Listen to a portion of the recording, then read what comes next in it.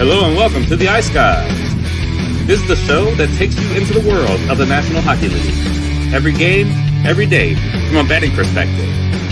With pro sports handicappers, Ian Cameron, Alex B. Smith, and various guests from the world of hockey and sports betting. And now, here's your host, Ian Cameron.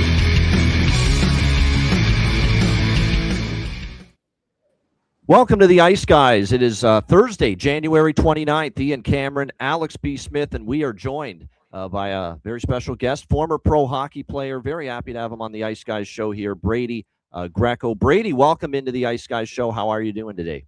Good. I appreciate the invite, and it's been a minute, and I'm glad to be here. So I appreciate it and excited for today. Yeah, no doubt. We are going to bring Brady on later on when we have another opportunity to bring him on, and he's got full more availability. We'll do a player suite interview with him. We'll talk more in depth about his playing background, his playing days. He was playing some junior hockey, pro hockey. We're talking 20 years ago. He's my age, basically. I'm 40, and he's in that same range. You were drafted, of course. I'll bring this up. By the Tampa Bay Lightning, of course, back in 2003 it was, right? 8th round pick, 2003, Tampa Bay Lightning. I know the NHL never made it to that level, but still, that's something that you carry right from your whole life, right? Hey, drafted to the NHL, pretty good. Yeah, no, quick funny story about that. That was in 2003, and I knew I was going to get drafted. I didn't know which team I was going to. I had a couple interviews, and I was standing up in my sister's wedding that day, so I was able to enjoy that celebration, and then being drafted by the Lightning too was pretty special. So a pretty special and a memorable day for me for sure. So then it absolutely makes perfect sense that Brady follows the Lightning very closely, is down in Florida, and sees them play a lot, and is down in that Tampa Bay area. And we were just talking about how the weather is cold by Tampa standards down there right now at 67 Fahrenheit. And I kind of said to him in jest, you want to trade my 20 Fahrenheit for your 67? Because that's where we're at right now here in these parts. Even cooler here in Minnesota. I think we're at 6 degrees Fahrenheit today. So. Yeah, no doubt. But like I said, it is that's cool for Tampa, 67. But trust me, in these parts, we'd probably take that kind of a temperature. Let's look back quickly on last night. It was a very short show. The Betcast was great. We thank all our Patreon members for joining us last night on the Betcast. It was a lot of fun once again with our viewers and listeners of the show. And it was one hell of a profitable night. I mean, we saw each game go over the total, and we had first period and full game pieces of the over in all three games last night. Islanders take down the Rangers 5-2. The Rangers again holding out Artemi Panarin, of course, expecting to move him in the not too distant future. Islanders get the job done over the Rangers. Columbus now 6-1 under Rick Bowness since the coaching change. The Jackets continue to find ways to win. They beat Philadelphia 5-3 last night. And of course, in the third game, Colorado, one of the worst efforts you'll see them have all season. Less than 20 shots. Jared Bednar said flat, we weren't moving our feet. After the game, they lose 5-2 to the Ottawa Senators last night. All three games go over, and we cash the best bet, the first ever Grand Salami best bet for me on the show, which is over 19.5 goals in all three games combined. It got a little bit of a sweat at the end to get there, but it did. And like I said, I felt last night was a good night to look at the Grand Salami. And it sure proved that way. And how can we not forget to bring up, we all got in on it during the Philly-Columbus game. This just continues to be a phenomenal betting angle right now. When a player scores 2 goals, you immediately got to get to your book and bet the hat trick. It is unbelievable how many of these players are turning 2 goals into a hat trick lately in the NHL. And the latest example of it last night, Travis Konechny for the Philadelphia Flyers. I think we all got in the range of 600, 750 with Travis Konechny to get that hat trick. So that was great and excited to cash that. And I think a lot of us did on the Betcast last night. Alex, your thoughts on what we saw on Wednesday? A great night overall, pretty much for everybody. I mean, it was fantastic. And like you said, the reason why we do these Betcasts was personified in yesterday's episode. I mean, not only just like I said, it's a lot of fun and the conversation, camaraderie is fantastic, but cashing the bets and the process that we go about when we're betting live, whether we're on live or not, we were able to execute it flawlessly. I mean, we had first period over in that Rangers Islanders game live, waited and got plus 180 with first goal, first period with the Islanders in that game, and then we all jumped in, like I said, as a group, getting second period over, second period team total over with the Islanders, seeing the pace of play that they were carrying, even though the Rangers got that first goal late in that first period, which shout out to JD, he had Mika's advantage at first Rangers goal. I mean, it was just we were just cashing everything left and right, and at high numbers too, not just minus 110, plus 110, plus 115. We're cashing things in the 600 range, 800 range, 1100 range, things of that nature, both hitting our at least one best bet as well. So it's an absolutely wonderful night. Yeah, no doubt it was. Brady, did you catch any of the action? I know the TNT game was Philly-Columbus, and I'll relate it to your hockey background, Brady, the coach bump. It's a very real thing, it appears, in the NHL. We've seen it for years. You fire the coach, you bring in a new one, and that team has a great short-term run. And Brady, right now we're seeing that with the Columbus Blue Jackets, 6-1 since Rick Bowness took over as head coach there. But any thoughts from you on last night? Yeah, well, I tuned into a little bit. I was actually studying for today's show, so I was more focused on the what do we have, 15 some games today? I know, geez, man, I really did you a solid there. Yeah, make your Ice Guys debut on a 15-game slate. Yeah, sorry about that. But no, it's good to see Columbus rebound. It's good to see the boys in the locker room gather behind coach, and it's hopefully bringing some new and some fresh ideas into the locker room, but only the city too, to see some. I got some Ohio friends down here in Florida, so they're starting to kind of talk in the buzz. So hopefully they can continue the way that they're winning and mesh well in the locker room together with the coach. So yeah, I think, like I said, when they hit their first skid, and they probably will have one at some point under Rick Bowness, it's going to be whether they can turn the tide again. If that happens, once that happens, and if they can, then they've got something, Columbus. But the problem is they did dig themselves a big hole, and there's still a lot of work to be done for them as far as getting back into it. All right, it's a good thing the recap was shorter today, because we have ourselves a huge 15-game slate, and we are going to get into it right now, starting with Chicago and Pittsburgh. We've got the Penguins minus 180 home favorites, 6 the total here in this game. The Penguins, obviously, they're playing some really good hockey. I don't think anyone saw Pittsburgh being second place right now in the Metropolitan Division, 6 points out of first right now, firmly in a playoff spot right now. Like I said, that was unexpected, but what's been the reason? I think the reason's been, well, again, another great season for Sidney Crosby. Certainly, they have been able to score goals, but lately they've been playing better defensive hockey, the Pittsburgh Penguins. And to be honest, our guy, Stuart Skinner, who has been, traded in that trade with Edmonton, bringing him in, with our concerns about, both of those goalies involved in that transaction, Jari, who's now with Edmonton, and Skinner for Pittsburgh. But Skinner in Pittsburgh's been great, no question. And his play in net's been a big reason why the Penguins have put this run together. That being said, there is no Stuart Skinner tonight. It will be Arturs Shilovs getting the start here tonight for the Pittsburgh Penguins. And he is definitely a bit of at the moment, we have to call it like we see it. He is a bit of a drop-off from Skinner, the way Skinner's been playing for the Penguins since he joined the team. Shilovs has a 9-14 record, 3 goals against, .892 save percentage this season coming into this start.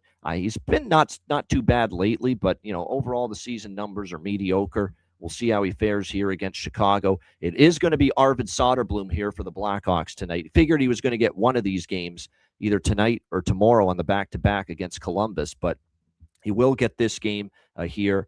I think there's some things to like about Chicago in this spot, and I know Alex will be happy to hear that, and I'll explain what it is. Pittsburgh's coming off the road trip, right? It's been a very lengthy road trip for them. They were out west. Now, they have been off since Sunday in Vancouver, so they have had some time to kind of get reacclimated and adjust their body clock to being back home again. But still, it's not an easy spot when you've been out west on a road trip like the Penguins have been. Plus, you have Chicago playing a second straight road game after a tough loss against Minnesota, 4-3 in a shootout where they led 3-0 and they couldn't hold the lead. But now it's the second leg of the Moms trip. Don't forget that. The Moms are still here with the Blackhawks, joining the team here in Pittsburgh. And one thing I will say, even though they lost, and Alex knows because that's his team, they played hard. They really did against Minnesota. Now, you could argue in the third period they didn't play well. They didn't play smart at times, but they definitely did play hard in that spot. And they do catch Pittsburgh in a little bit of a vulnerable spot. Now, Soderblom's the great X factor here. He's coming off a great start against Tampa Bay. We can all say he played great against the Lightning the last time we saw him, but we know he's prone to some of these inconsistencies where he looks great one game and maybe not so good the next. That being said, I think there's reasons to like Chicago here, and particularly early. Give me Chicago first goal, first period at one hell of a price here in the plus 155, plus 160 range. I like that quite a bit in this one. I like Chicago first period and full game money line split. I'm taking a shot here tonight with the Hawks in this spot, catching Pittsburgh off the road. And Pittsburgh's banged up, too. Let's not forget that right now. Malkin, it looks Malkin's going to play. That's the good news, but still without Brian Rust, who's going to be out for a period of time now for the Pittsburgh Penguins at this point in time. And like I said, there's a bit of a dubious spot with the mom still with Chicago. I think they're live here in this game. And while I have questions about Soderblom, Shelovs has been very mediocre himself for the Penguins this year. So I'll go with Chicago full game first period money line split. First goal, first period. Team total over 2.5, which is around minus 116. And I will just go with the full game over 6 here in this one with the Blackhawks and the Penguins. I think at this price, in this spot, I think Chicago's worth a look. The Moms are still with them. I expect a good effort. Whether it's enough to win, we'll see, but I expect a good effort. Alex, what do you think? Chicago, Pittsburgh? Well, definitely liking this over. I grabbed over 6 yesterday. If you find any 6s still floating around, grab those if you can. Like I said, with a Soderblom start, especially now you add in Shelovs, who, yes, he's certainly the weaker of the two goaltenders, but still can have some formidable starts. But like you said, this is a bit of a tough angle for Pittsburgh. Not so fast, my friend. I like Hawks to score first goal, first period, but I am actually using that as a spot to buy on Pittsburgh in-game money line. I do not think the Hawks are going to win this game. And I know we've been looking at this whole trend of the Hawks. They've been a lot worse in the second half of back-to-backs, which we'll talk about later as they go home after this to take on Columbus. I think this trend may be flip-flopped a little bit, and I think it's got a lot to do with the goaltending. The reason why the Hawks were in that game, a lot of it had to do with Spencer Knight playing well. That game could have been chaotic with Hawks and Minnesota. Hawks were dominating for the first 30 minutes of play. They fell apart in the third. I think some coaching mistakes definitely in overtime, and the shootout kind of led to that demise as well. But this is a spot where the better team here is the Penguins, even with the coming back off the road. So give me Hawks first goal, first period. But at that point, I will be looking live to grab Pittsburgh at a better price. Yeah, I agree with everyone in the chat talking about Brazeau with Raquel and Crosby. 100% in agreement there. If you're looking at a player prop on the Pittsburgh side tonight, and this is something like Brady said, I'm excited to learn on his debut here on the Ice Guys. And I said, one of the things you're going to learn about some things that we look at, tried and true angles that have worked for us. And from a goal prop standpoint, it can actually be assists or points too. And Brady will be fascinated to know we love betting it when the player is moving up to the top line, like a Justin Brazeau, playing with Rickard Rakell and Sidney Crosby tonight on that top line because they don't adjust the prices when a player moves up to the top line. So as a result of that, you're able to get, a tremendous price with Justin Brazeau with his goal prop, with his assist prop, with his points prop, whatever you're interested in. Playing with Crosby, and you're seeing Justin Brazeau tonight, plus 350 to score a goal, plus 290 to get an assist, plus 170 to get a point. And he's on the top line. That's the kind of value you can really take advantage of if you look at the line combinations and you can find those players moving up the lineup. And Justin Brazeau, top line and getting great prices with his goal, assist, and point props tonight. Brady, what do you think here? What do you see in this game, Chicago-Pittsburgh? Yeah, I'll take Chicago scoring first, but I think that will wake Pittsburgh up. I like that Malkin's in. I didn't know about the goalie situation before picking this, but I am going Pittsburgh. I think that the torch isn't going to be passed yet by Crosby to Bedard, and I think that Crosby has he's going to prove a little something tonight. So I'll take Pittsburgh. All right, liking Pittsburgh here. One thing I will say too about this particular game, or sorry, not this particular, but Chicago, is I sent Alex this funny little video with the Hawks with Foligno. It's like Foligno, the dad, and his 12 kids. Like, it's pretty amazing just, how much older he is than 90% of the Blackhawk roster right now. But it's pretty funny to see that, no question. But yeah, Justin Brazeau props make sense. By the way, Malkin has scored in 3 straight games for the Penguins. Mikheyev scored last game. Teravainen scored last game. To be honest, Teravainen's probably the one I'm interested in for Chicago because he scored last game. He's with Nazar and Bedard right now, it looks like, on the top line. That's a good call by Aaron in the chat. Anthony Mantha for Pittsburgh has done some damage against Chicago in the past. Goals in 4 of the last 5 against Chicago. So that could be something worth a look here as well. All right, Winnipeg and Tampa Bay. Tampa Bay minus 190, home favorites, 5.5 being the total in this game. John Cooper, we've talked about just what an outstanding job he's done. Obviously, they've been without multiple starting defensemen. Braden Point has missed a bunch of games. Kucherov missed time earlier in the season as well. And yet here's Tampa Bay leading the Atlantic Division. And now they get Ryan McDonough back, still obviously without Emil Lilleberg and Victor Hedman. And Charles-Edouard Dastou is still out as well on the blue line for Tampa Bay. But they do get McDonough back, which does help alleviate the stress on that blue line. But Darren Radish playing as well as he has is what's really anchored the Lightning blue line in spite of the injuries. I mean, no one saw him playing this well at this point in time for the Tampa Bay Lightning, playing as well as he did on the blue line. So, like I said, it's been very awesome to see it. And I know Lightning fans appreciate what Radish has delivered for this team. This spot, I'm a little concerned about it for Tampa Bay. They've got the outdoor game on Sunday against Boston. Raymond James Stadium. Is it a look-ahead spot? We'll see.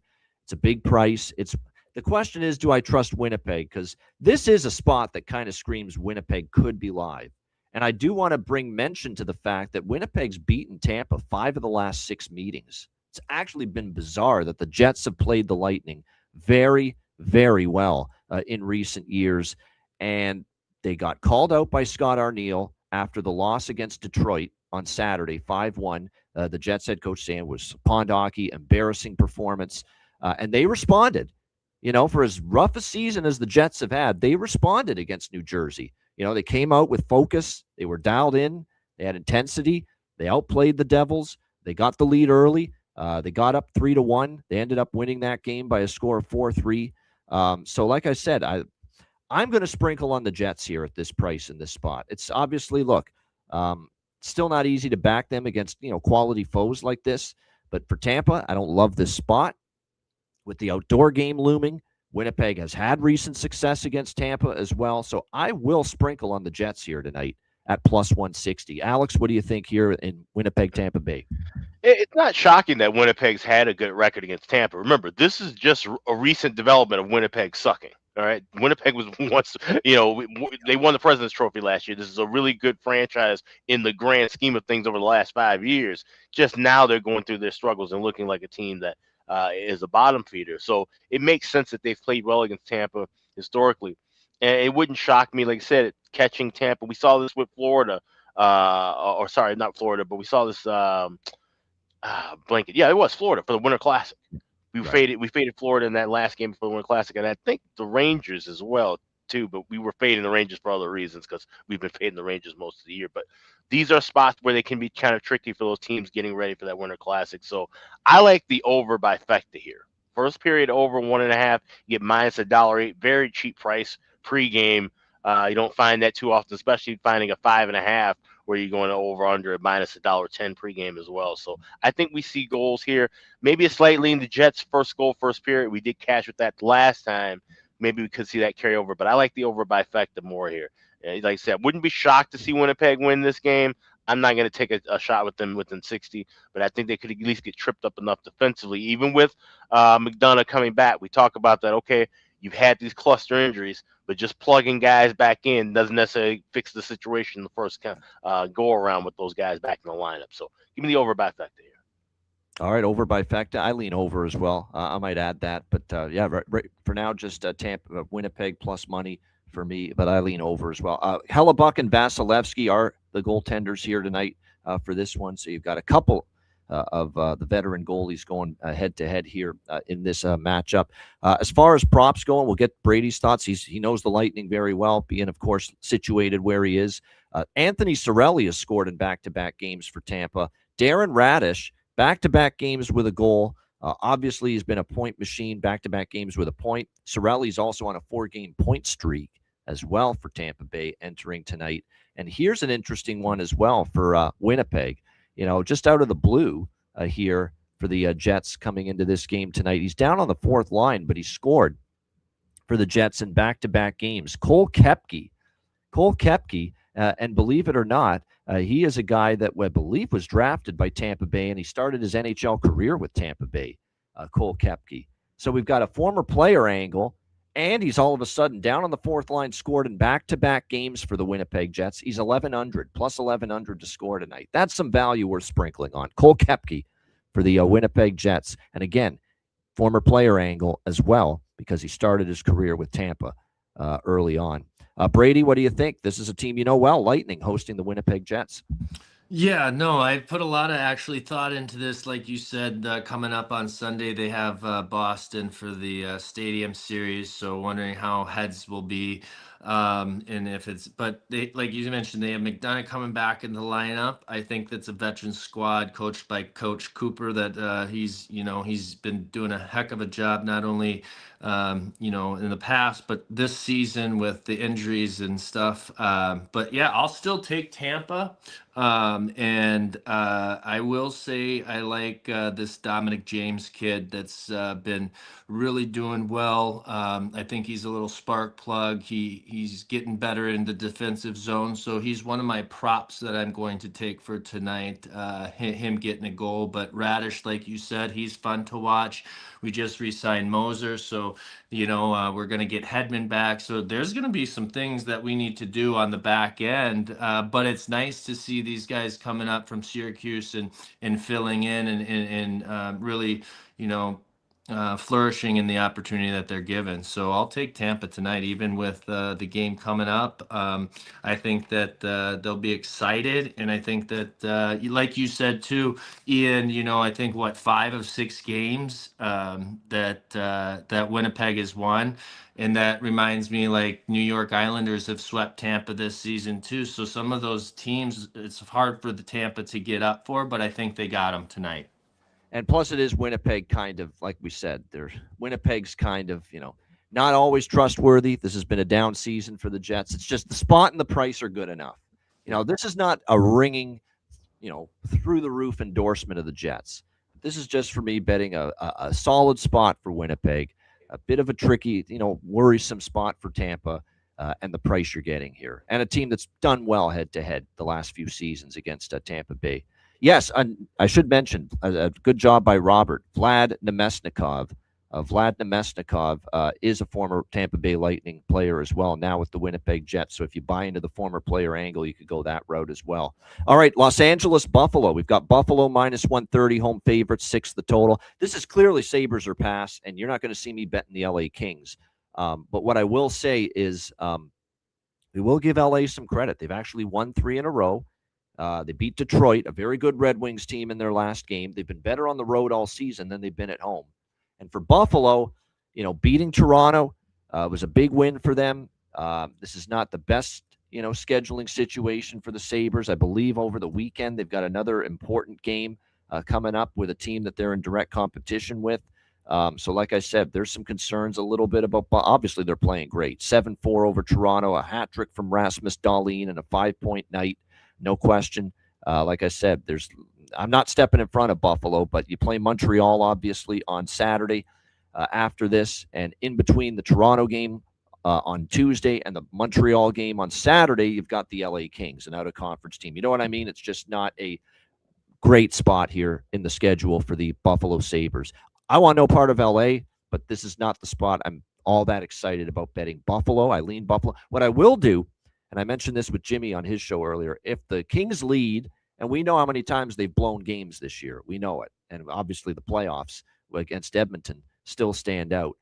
If LA takes the lead, I'll bet Buffalo live at plus price for sure, because I'm still leery of trusting the Kings to close out a game against team playing as well as Buffalo. So that's going to be my approach. Buffalo at plus money if they trail at any point in this game tonight.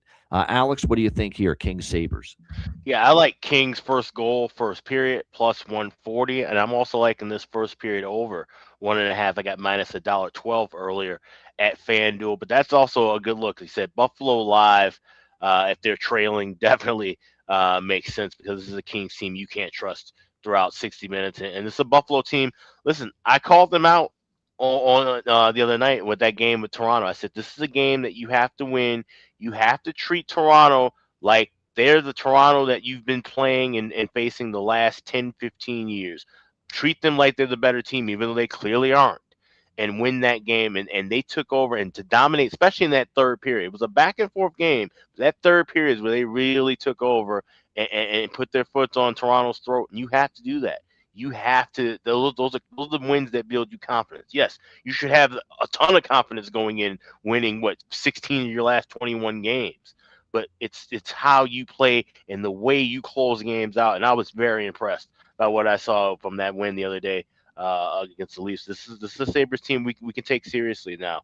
And so I look at Buffalo, but like I said, wait for a better price live. Give me Kings first goal, first period, and then we grab Buffalo in game. But also like that over in the first period as well. Yeah, the first period overs for Buffalo have been strong. I might even sprinkle on that. I always get, a little queasy thinking of overs involving the LA Kings, but maybe Buffalo could be sluggish out of the gate. And if they give up an early goal, which I do have a sense that might happen tonight, that would open up the game. If both teams to score. Both teams to score first, maybe a solid look in game as well. I think I might put that on the card. Little first period over, both teams to score, first period split. Makes some sense. We could see that. Then maybe it slows down a bit after that. Because I will say Lyon, who's going to get the call tonight for Buffalo, it looks like, in net with UPL injured. And obviously they're not going to put Colton Ellis in. Lyon has been very solid lately. He's been playing well in net for the Sabres. Brady, what do you think here, LA Buffalo? Yeah, I like actually LA first goal, first period, coming off the 5-1 victory in Detroit or from Detroit the other day, and I think they're going to carry that, especially with the sluggish Buffalo team. But I believe Buffalo will come from behind and end up doing what Buffalo does this season and winning. So I got Buffalo here, but the Kings first goal, first period. There you go, first goal, first period. And that's been a great market for pretty much all of us. We've talked about how great it is that we found that. We do have a bunch of players that are in goal-scoring streaks. Tuck, Thompson, Dahlin, all for Buffalo, have scored in 2 consecutive games, back-to-back games with a goal for all 3 of them. I would say don't sleep on Jack Quinn either. Jack Quinn, streaky player for the Buffalo Sabres, but he's now got a point in 3 straight games. He scored against Toronto. Josh Doan, we always talk about, is worth consideration. I would say Corey Perry, again, there's value with him playing on the top line with Laferriere and Kempe. So he'd be the one I'd be most interested targeting for the LA Kings right now. The old man up there on the top line. Those are great numbers by Tim. Tim's all over these goals saved above average stats in the chat from these goalies. And look at Lyon, the last 10 games. Plus 9.8 goals saved above expected for Alex Lyon. So he has been really good, and he's capable of playing well, and he's in one of those grooves right now for the Buffalo Sabres. Utah, Carolina. Carolina minus 170, home favorite, 6 the total. Some very unfortunate injury news for the Utah Mammoth. It's a team that's already been without, obviously, Logan Cooley for a while, but now Dylan Guenther out of the lineup for the Utah Mammoth. Lower body injury ruled out. His second straight game that he will miss. He did not play against Florida either. And wouldn't you know it, they beat Florida, obviously, without Guenther. First game without a key player in the lineup. We talk about it all the time. They all step up. They did that against Florida. Might be a little bit more difficult to do that here tonight against Carolina at home. A Hurricanes team that actually, for as condensed as the schedule has been, this is actually a little bit of a break here for Carolina. They haven't played since that 4-1 win Saturday night in Ottawa. That's almost like that's a crazy amount of time off for what we've seen this season. With seems like teams are playing so many back-to-backs, so many 3 and 4 nights, that for Carolina to have a period of the schedule from Saturday to Thursday without a game, so they should be fresh. They should have They should be full of energy here coming into this game tonight against the Utah Mammoth. We'll see if they play like it here in this game. They obviously have a very strong 18-8-2 home record. I'm going to dabble in two things here. These are small bets because I initially passed on this game, but I'm going to go first period puck line Carolina. I could see them really getting out of the gate strong with the rest that they've had since Saturday. So like I said, I like the value with Carolina to lead after 20 minutes, -0.5, +140. And I will also dabble in that team total over 3.5, +105 for Carolina here in this game. To be honest, I don't mind Utah team total under in this game. Brandon Bussey is going to be a net, it looks like, for the Carolina Hurricanes. 3 straight starts, 6 of his last 7, he has won. And during that span, over those 7 starts, 1.72 is his goals against, 927 save percentage. And to think they picked this guy off waivers at one point, Brandon Bussey, and the way he's played, it's been really, really amazing to watch. So it does feel like there's a bit of a tough spot. This is also 3rd and 4 on the road for Utah, after playing the back-to-back down in Florida earlier this week and missing, of course, Gunther, their best goal scorer, I would say. Alex, what do you think here, Utah, Carolina? 2 teams, East versus West, needing points. Like you said, kind of a tough spot for Utah, especially missing guys. I think this is going to be kind of a rock fight. I like the draw here. I got it +330 at BetOnline.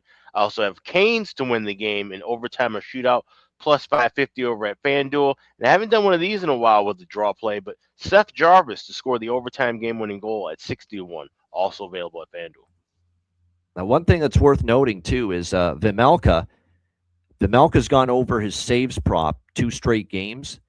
And we know Carolina at home. What do? We've said it all the time. Shot volume. They rack up the shots on goal at home. This could be one of those. Now, the fear is that they light him up and he gets pulled.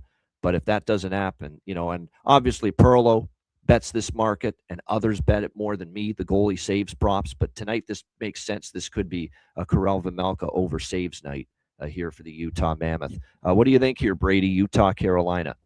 Yeah, I like some of the things that you mentioned. They've been in Florida, the Mammoth have down here, and then now they're playing Carolina. But I think, like you mentioned, Carolina has a lot of time off, so that's gonna, I think, affect their first period. So again, I'll go first period by Utah, but I'm picking Carolina to win, and I'll have Nicky Schmaltz goal in there too. There you go, tricky Nicky Schmaltz, and definitely he's going to have to step up. I'll tell you that right now. With no Dylan Gunther, they need more from Keller. They need more from Schmaltz. They need more from Lawson Krause. We'll see if he can step up offensively, given his spot in the lineup right now. But yeah, Schmaltz did score last game as well. You can get him +255. Barrett Hayton scored last game, 425. Those are the guys they need to step up right now for the Utah Mammoth. For Carolina, as far as props go, I would say if you look at their lineup, I would go with, the line that's been good for them is Hall, Stankoven, and Blake. Now, those 3 guys have developed some nice chemistry. So if you want to look at any of those 3 players for the Canes tonight for props, I wouldn't talk anyone out of it. All right, Nashville, New Jersey. We've got New Jersey -140, home favorites, 5.5 the total. I'm just going to keep my reasoning behind the bet very simple. New Jersey's a favorite. Give me the other team. That's where I'm at right now. New Jersey's a favorite. Give me the other team. I like Nashville here. I like the value here with the Predators +120. When you look at Nashville, they've played a murderer's row schedule too. We don't often talk about strength of schedule, but it matters here in this matchup. New Jersey has been plodding around with 500 mediocre hockey, facing a weak schedule. They played Seattle, Carolina, Seattle twice, Vancouver, Calgary, Winnipeg. There's been some weaker teams on New Jersey's schedule, and they're only 500 in their last 10 games. Nashville's only 500 in their last 10 games, and Nashville is just 1-4 in their last 5. But look at their schedule. Edmonton, Colorado, Vegas, red-hot Buffalo. Ottawa's ticked up. Utah was red-hot when Nashville played them. Boston, where the Bruins have played very well this season. So you look at all of a sudden Nashville's recent struggles, and you're like, well, hold on now. They've played a real tough schedule. Good teams. The teams playing well at the time that Nashville played them. And obviously in the case of Boston, Boston's got a tremendous home record. So like I said, it's been a tough schedule they've cut their teeth on, the Predators. Now they're actually taking a step down in class here. And this is just, New Jersey not consistent enough, not good enough. And quite honestly, when you look at some of the injuries they're dealing with, not healthy enough. Steph Nason, Luke Hughes, Cody Glass repair, Cody Glass replace. He's on the injury list right now for the New Jersey Devils, and he had been playing well for them. So I like Nashville here, plus 120. My one fear is I don't have goalie confirmations yet, that maybe it could be a Justus Onanen start, but I do think it's going to be Saros. To me, this is actually, I would play Nashville regardless of who's in net for them. This is just New Jersey at a price range as a favorite. I flat out do not trust them in. So Nashville plus 120, and I also like over 5.5 here in this game. I think the total's light enough that we can get it up and over the total. Keep in mind, Nashville on a 6-1 over streak in their last 7 games coming into tonight. Alex, what do you think here? Nashville, New Jersey. I bet this draw earlier. I grabbed plus 318 over at Bet Online earlier. I'm going to add Predators to win in overtime or shootout plus 550. And it's projected to be Saros, but if it is confirmed Saros, then I'll grab the full game money line. If it's on it, then that's a little shaky. Like I said, I like the draw regardless of which goalie, but it's a little harder to back on it and trying to get a victory, even if against New Jersey. But I agree with you fully. This is a step down in class. This is the game the Predators should win. If they're looking to be serious and keep in this wild card race, these are 2 points you need tonight. You need to at least grab one. So I am on the draw. More than likely we'll be dog and draw. We just need confirmation of UC Saros. Yeah, I think I might join you on the draw now that I see it, because 2 of the last 3 meetings in Jersey have been overtime games between the Predators and the Devils. So I'll add the draw as well. So Nashville money line over 5.5 draw for me. Brady, what do you like in here? Predators, Devils. Yeah, I'm with the draw here. I think they can take a little breath stepping down in class playing the Devils, but I do think that they need to come away with at least 1 point, like Alex said, hopefully 2. But yeah, no, I have Nashville. Or I have a draw, really. Liking the draw more. Yeah, the draw is actually worth a bet. I agree now that I look at it. And by the way, we don't have confirmations yet with the goalies for Nashville. I'm going to stick with Nashville money line, even if it is on. Onanen has had the odd good start lately. It's not been every single time just getting blasted like earlier in the season. And it's not like New Jersey's an offensive dynamo right now either. So That's like true. I said, but I would prefer Saros, even though we've talked about how Saros has been freaking overworked and the workload's getting to him of late. But he's still probably a little more, not a little, he is more trustworthy than Onanen. Even if he's being worked a little too hard. Yeah, Stamkos props. Jonathan has mentioned them a lot. I mean, it's hard not to. He often scores. And I am on it too. Jonathan's on it because he mentioned it in our group chat. Don't sleep on this Finnish guy for Finland, for New Jersey. Lenny Haminaho for the New Jersey Devils. That's right. This guy has suddenly stepped up, and he's scored in multiple games lately. 4 of the last 10 he's scored for the, 2 of the last 5, I should say, he's scored for the Devils, including the last game, and you can get him north of plus 500 to find the back of the net. I think Jonathan's on first goal for him as well, because both of his goals were Devils' first goals. So, yeah, Haminaho here for the New Jersey Devils. I think at that price, it's worth a look, because he has definitely been starting to get a little more ice time too, and trust when the coach sees him starting to chip in offensively the way he is. I would say that it looks like Evgeny Dodonov for the Devils is being moved up to the Hughes-Bratt line, so there's probably some value there as far as his prop in this game. So there's a couple of value plays here for the New Jersey Devils. I would say if you're going to look at anyone for Nashville, stick to the regulars that have been getting it done for them. Stamkos, O'Reilly, Auto Parts, Ryan O'Reilly, another one. And here's one that I'm going to sprinkle on for Nashville, Eric Howla. Former player angle, 3 years with New Jersey, now with the Nashville Predators. I'll buy in that Eric Howla maybe has a chance to find the back of the net here tonight for the Nashville Predators here in this game. All right, next up we've got Colorado, Montreal.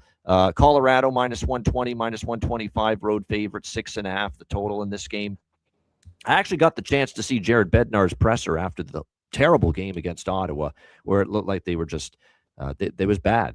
18 shots. They got outplayed badly in that game by the Senators. And Jared Bednar used the words flat, weren't moving our feet, made it easy on them defensively. Coach wasn't that happy. Now, of course, he said it in the typical, we didn't really move. The typical Jared Bednar tone of voice doesn't really show a ton of oomph in his voice half the time, but he wasn't happy. You could definitely tell. And I think Colorado will come out of the gate a lot better here tonight. And as we often say with the teams on the back-to-back, like Colorado is here, they often are at their best, at their sharpest, and at their strongest early in the game. And I think you're going to see that here tonight from them. So this is my favorite first goal, first period of the night. Colorado plus 110. I think they will respond for sure. This is a great bet. This is a better bet for me than Colorado full game money line. I'm on Colorado as well, minus 120, but I like the first goal, first period most of all, and the first period money line. Those are the better looks, in my opinion. The early part of the game with Colorado on the back-to-back. So those I like more than the full game. Full game is a smaller bet. The primary bets are first goal, first period, plus 110, first period money line. And I am on this over 6.5. The games in Montreal between these two teams have soared over the total repeatedly. And I will wait for over 1.5 in the first period to show up at a better price during the opening period. So that's the approach there for me. Alex, what do you think? Colorado, Montreal.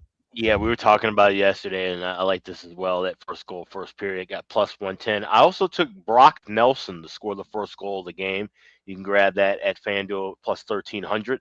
It's not going to be my bargain bin, but it's bargain bin price, obviously, that high. But I also like both teams to score in the first, plus 150. It would not shock me for Montreal to respond back after that Avs goal in this one. So first goal, first period for the Avs. Brock Nelson hopefully to score that first goal at 13-1, and then both teams to score within the first 20 minutes. Yeah, no doubt. And like I said, Montreal, look, they have stepped up and beat a really good Vegas team in their last game, and maybe they can show they can do it again. And Dobish was good, but like I said, I think they're going to get. The problem is with Colorado, as bad as they were last night, Montreal will probably get a hell of an effort out of the gate from the Avs. Will they be able to handle it's the question. What do you think here in this one, Brady? Colorado, Montreal. Yeah, I'm still sticking with the theme of first goal, first period. I like actually McKinnon with the Avalanche to do that. And I think that Colorado. So you like McKinnon first Avs goal? That's a good look. Yeah. Yeah, that's really good. First Avs goal, McKinnon. Yeah, he's got it. He was invisible last night, quite honestly. You hit the nail on the head. I mean, they were flat, and I think that's the best word. So I think they get their legs back. I think what Marty St. Louis is doing in the Montreal Canadiens is instilling work ethic. It's going to be a tough Canadiens team for 3 periods, but I think Colorado comes on top, and I'll take the over with the total of 6.52. I think it's going to be a lot of scoring. Yeah, and Jonathan highlighted it for us. Look at those total goals in Montreal. The last 3 Habs games in Montreal, 9, 7, and 12. So there you go. They've been obviously very high scoring indeed. All right, good stuff there. As far as props, I mean, Terry Edelman, we see him in the chat. I know he's been betting the Cole Caulfield every game to score 6 straight games with a goal. I certainly wouldn't talk anyone out of it, but plus 145. It's the. I like better prices than that, but obviously, if you've been riding it, I'll wait on Saturday nights. I'm gonna start betting Caulfield anytime goal and Caulfield 2 points on Saturdays. Yeah, because Saturdays he's been Saturdays he's absolutely popped off. You're right in a lot of those instances, no question about that. Oh yeah, Victor Olofsson. Even though last night the whole team was bad. Oh, and Arturi Lehkonen back in Montreal. Yeah, I'm interested. Arturi Lehkonen back in Montreal. Definitely think there's a chance that he's able to do some damage here tonight for the Avs back against his former team. All right, next up, Philadelphia Flyers, Boston Bruins. We've got Boston minus 145, minus 150 in some spots as home favorites. The total here is at 6 shaded to the over in this game. Now, I'm kind of talking out of both ends of my mouth when I say this because we talked about how Tampa Bay might be in a look ahead to the outdoor game. Maybe Boston is too, because Boston's got the outdoor game down in Tampa after this. But I just don't know if I trust this version of Philadelphia right now. You're on a back-to-back after losing to Columbus. I damn sure do not want to back Philly with Sam Ersson in net right now for the Flyers. That I will not do. And now Travis Konechny, what a warrior. Played through that game last night with a foot issue. Got the hat trick for us. We all bet that live hat trick with Konechny. What a warrior. But it does leave his status in doubt here for this game tonight on the back-to-back. Last I checked, he hasn't been ruled out, but it's not a for sure that he's going to be able to play tonight here for the Flyers in this game. Elias Lindholm out for Boston. Jeremy Swayman confirmed in net. Again, Erson's not confirmed, but they're not going to put, I think, Vladar in a back-to-back when he's just come back from injury. So I think it will be Erson. I decided to go with Boston team total over 3.5. They're at home where they've been absolutely dynamite this season. I went with Bruins team total over 3.5, split with over 6 full game with the Flyers and the Bruins. I will wait for a first period over at a little better price. Alex, what do you think here? Philly, Boston. That's funny because I grabbed first period over minus 126 earlier, and I said I wanted to wait for the full game. And like I said, it's predicated, like I said, seeing connected, possibly being out of this, that may hurt that little punch for Philadelphia's offense as far as the full game goes. I do have a piece of the draw, plus 345. I grabbed that at Bet Online. Caesars also has the game to go to OT, yes, option plus 340. So shop around and grab those prices here. But I can see this one being close enough to where it goes a little past 60. I'm just worried about whether the offense will be there, if this is going to be a 2-2 overtime game or a 4-4 overtime game. But I do like goals early in the first period, so I am on that over along with the draw.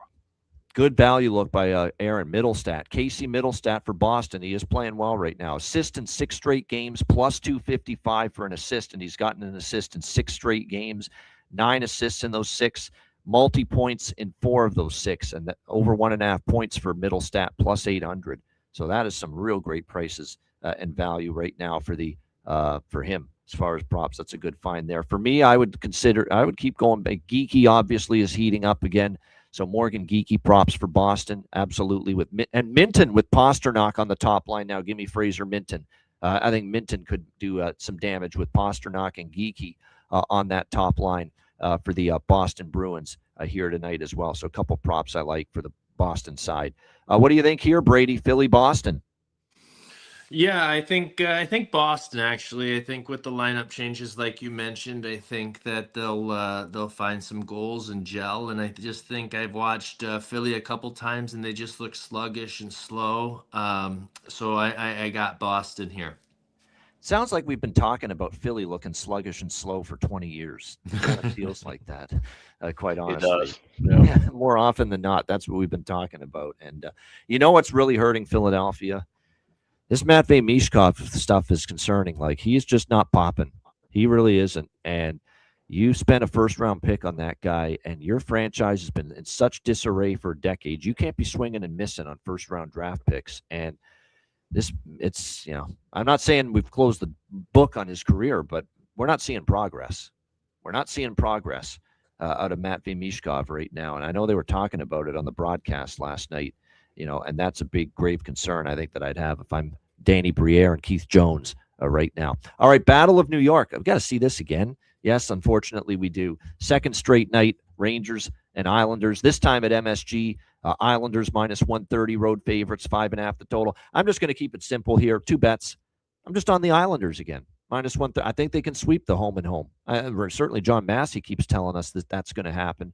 And they've actually got the better goaltending matchup. You could argue the Islanders won last night in spite of the fact that, Riddick versus Martin, kind of gives, the Rangers a bit more of a chance because Riddick hasn't been great lately. But now you go from that to Ilya Sorokin for the Islanders, who's been great, coming off a shutout win against the Flyers, and Jonathan Quick, who's really struggled, of late for the New York Rangers. And like I said, I think I'm just going to take the Islanders here, minus 130. And we know the Rangers have been dreadful at home all year. What is it, 6-18? They are on home ice. So yeah, Islanders minus 130. And just because of the fact it's been cashing, I think it's 9 straight now, first period over for the New York Rangers. I think it's 9 straight first period overs for the Rangers. So we'll ride that once again. Alex, what do you think here? Islanders, Rangers. Yeah, pretty much the same thing. Although I can add the team total. I got over 3.5 plus 126. I don't think the Owls are going to let up either against their rivals, especially like say you being on the road. So yeah, Islanders minus 130. You can take. I wouldn't mind regulation either, honestly. But I played 130 along with that first period over. I got minus 118 that's still available at FanDuel, and team total over 3.5 plus 126. Price right now at FanDuel. All right, Brady, what do you think here? Battle of New York. No, I think the Islanders take it. I think there's too much stuff going on in the organization with New York right now that I think it's a stepping stone, especially with the youth that they have in the Islanders, that they go into MSG today and or tonight and show them that they are kings of New York, at least for this season. So I'm taking the Islanders minus 130. There you go. Team total. And I'm not a big team total over guy with the Islanders, but this could be the night to trust them to get to at least 3 goals. Isles team total over 3 starts with Quick. Have had 3 goals against in 8 straight. So there you go. Maybe you dabble in that. And 0-8 on the second of back-to-backs for the Rangers. So, yeah, definitely. I might add that Islanders team total over for a little bit here as well. I'm on Heineman prop. I'm on for a goal. I'm going back to J.G. Pajot, bargain bin special winner last night for me. Jean-Gabriel Pajot for the Islanders. He's now scored in back-to-back games. I'm going to go back to the well, plus 500. Sign me up. See if he can make it 3 straight games with a goal here for the New York Islanders, and probably Duclair. We'll go with Anthony Duclair one more time just because he's on the top line and in a good spot. All right, Washington, Detroit. We've got Detroit minus 130, home favorite, 6.5 the total in this game. What a weird, bizarre scheduling spot. I mean, if Brady was playing in the NHL, he'd be pissed at this, that they would do this to Washington. Washington's on the road. You can't just send Washington home off a long West Coast trip. No, you got to make a pit stop in the Motor City here, Detroit, and then they finally get home after this. It's just they've done this before, too. It's just bizarre. One game they're in Detroit after being on the West Coast and on the road for multiple games in a row, and they've got to make this one stop in Detroit and then finally get home, the Capitals. I guess the fear of this game for me with backing Detroit is Washington's was not happy after the Seattle game, 5-1 loss. Carberry kind of criticized the team. Tom Wilson was livid, angry, upset, voiced his frustration after that game as well. I don't know if that's enough to save Washington or produce a victory here, though. They're not playing well right now. Their defense is falling apart. They gave up 11 goals to Seattle and Edmonton combined. In fact, they have now given up 4 goals or more in 4 of their last 6 games. So they have had a real tough time keeping the puck out of that. 5 of their last 6 games, they've given up at least 4 goals. So this is a problem right now for Washington. And Detroit's off a loss to L.A. They haven't been losing many games lately, and Detroit off a loss has been very good this season. Very good numbers for the Red Wings off a loss. So I'm going to go Red Wings money line team total over split here. And we are going to get Charlie Lindgren in net because they just announced earlier today Logan Thompson's day-to-day with an injury. So he won't be in net. It will be Charlie Lindgren. And the last time we saw Charlie Lindgren, Edmonton was lighting him up in that 6-5 win for the Oilers, and his numbers have not been good this season. Certainly not as good as we've seen the last couple of years with the Capitals. So with Lindgren in net, give me Red Wings money line, Red Wings team total over 3.5 at a plus price. I don't hate the full game over either. I just wonder how much contributions Washington are going to make to it, knowing they got to face John Gibson, who has been absolutely stellar since December 1st. Alex, what do you think here? Washington, Detroit. Yeah, I feel like this could be kind of a tight game. And I know, like I said, Lindgren hasn't been looking that sharp, but now it's gonna be his crease for a while. Like I said, with Thompson out day to day, and he said we've been seeing a very good outings from Gibson of late. So this is one where I grabbed the draw, but I did take Wings to win in overtime or shootout plus 550. Like I said, I just think they're the better of the 2 teams. But I think this one could be tight enough where it goes past 60. All right, there you go. Draw and Detroit in overtime or a shootout to win the game. That's been a market. FanDuel is primarily where Alex takes that bet. But, yeah, that's been one that he's gone to quite a bit. Brady, what do you think here? Caps, Wings. I got the Wings here. I think coming off that 5-1 loss the other day, I don't think that they took that well, and I think they're going to respond to a Washington Capitals team that like you said, are going to be pissed that they have to make a pit stop in Detroit. So I got Detroit, and I don't think it's going to be even a close game. And I got Patrick Kane with a prop too. There you go. Did you take him goal? Goal, yeah. Yeah, there you go. Absolutely. That's what I thought. Yeah, Patrick Kane. Sir Patrick Kane, as Alex often says. But it's like, Alex is a Blackhawks fan, by the way, Brady. So you can imagine the feeling of him watching him play for the Detroit Red Wings right now. Absolutely fucking hate it. Yeah. That's a tough beat, man. That's a bad beat. That's a bad beat. Yeah. Great betting reference there. Absolutely. Yeah, it is. It's going to be one of those deals there where it's going to be, once he gets through this chapter of his career and he hangs up the skates, Blackhawk fans will block out the portion of his career that he played with Detroit. I'm sure of it. He's like, let's be honest, regardless of how things end with Detroit, whether he wins a cup there or how long he plays there, whatever the case may be, he's a Hawk for life, obviously. There's no question about that, but it's still difficult because we're old enough. You're old enough too. You're in your 40s, Brady. You were old enough to remember Chicago-Detroit division rivalries, one of the fiercest rivalries in the NHL. It's awesome to see him to get back to that. So when the Wings and any original 16 when they're going, and it's fun to see Chicago getting back up there, and same with Detroit. So that rivalry is always fun to watch. Yeah, that's I think from the overall health and stamina of the league, it's not good when either Chicago or Detroit suck. That is for sure. And they are both markets that the Gary Bettman and the NHL need. As far as props, what do we need here for this game? As far as props, there are a couple here. I would say still for Detroit, Marco Kasper, still with Larkin and Raymond. I'll keep betting it. Hopefully he's going to pot one of these times up on that spot. But like I said, there's certainly value. For Washington, I would say Ethan Frank and Protas, if you're going to look for value. Ethan Frank's with Ovechkin. Protas had been scoring a little bit more lately. Before nobody scored against Seattle. They only scored one goal. But like I said, and Tom Wilson does have good numbers against John Gibson. Worth mentioning that, as Jonathan puts that in the chat. Florida, St. Louis. Florida minus 160, road favorites, 5.5 the total in this game.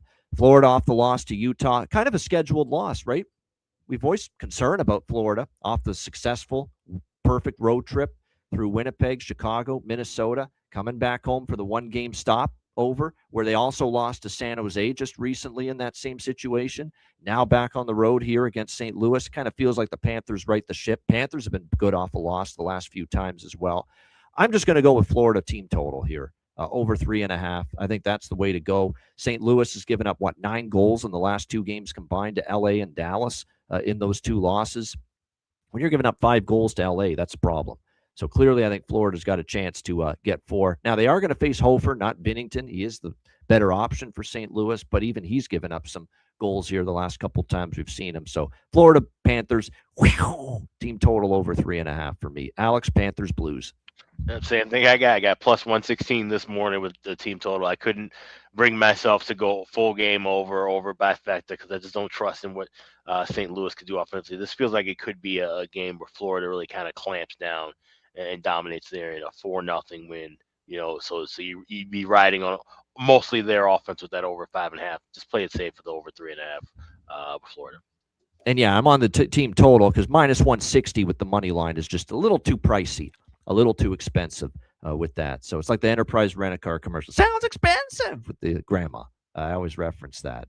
Absolutely. But like I said, I think the Florida team total just for a little bit more value. I will say this. The one thing I am concerned about is I did see Anton Lundell's name on the injury report, and he is out for Florida. I don't like that, but hopefully they can overcome it still in this game. St. Louis is even worse with their injury situation. Kyrou day-to-day, Neighbors day-to-day. Holloway was just placed on long-term IR. He's going to be out. I think that's probably the end of his season at this point. And Daniil Tarasov will get the start in net for Florida. I don't mind Tarasov one bit right now. He has been awesome. 4 straight wins in 4 straight starts, 2 goals or less in all 4 starts for Daniil Tarasov. I have no fears right now backing Florida with him in net. He's been very good in the last 4 starts. Excellent. In fact, Brady, what do you think here? Florida, St. Louis. Yeah, Florida team total. I think that they're going to respond, and I haven't watched the Blues a lot, but when I have watched the Blues, you're not missing much.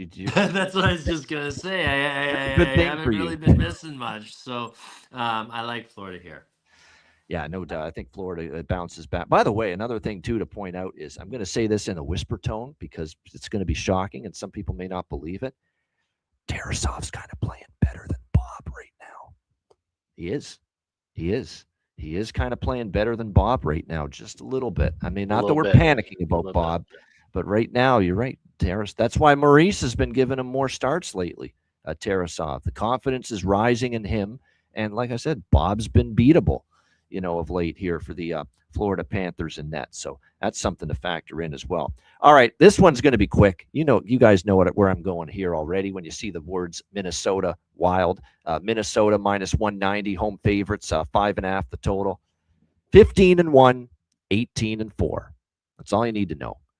Over the total for the Minnesota Wild. 15-1 to the over last 16, 18-4 to the over in 22 games since Quinn Hughes arrived. Now, this is going to be the ultimate test of this amazing run, though, because Calgary is not a dead nuts over team, not by any stretch of the imagination going into this game. But their last game did go over against the Anaheim Ducks 4-3, and Minnesota has been able to pull pretty much everybody into these higher scoring affairs, rope them into it.